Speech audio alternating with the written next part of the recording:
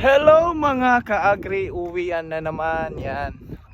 It's for something na and yan, lagi lating routine pagkatapos ng trabaho o bago pumasok sa trabaho, it's maglalakad tayo papunta at pauwi. Kaya sa lahat ng mga may sasakyan dito sa Canada na papuntang work, it's malaking bagay.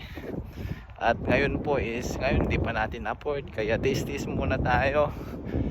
Sa tamang panahon makakabili rin tayo ng sasakyan at hindi na tayo maglalakad papunta at saka pauwi sa trabaho pag kaya na natin ng bulsa natin.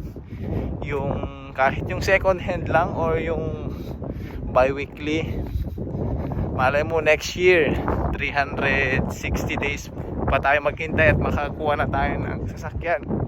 Sa ngayon lakad muna tayo, pero hindi naman nagiging hadlang ang paglakad para mag-quit sa trabaho, di ba? Determinasyon, sipag lang. Malay mo mag-quit sa trabaho kano, mag-quit kano ti trabaho.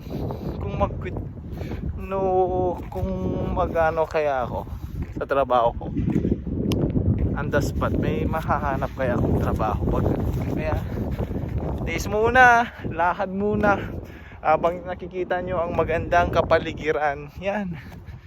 Kaya ngayon yung mga ka-agri, mga 5 minutes tayong maglalakad mula sa work natin pauwi sa bahay. Kung nakikita nyo dyan, doon yan ang bahay na tinitiran namin, and tahimik yan.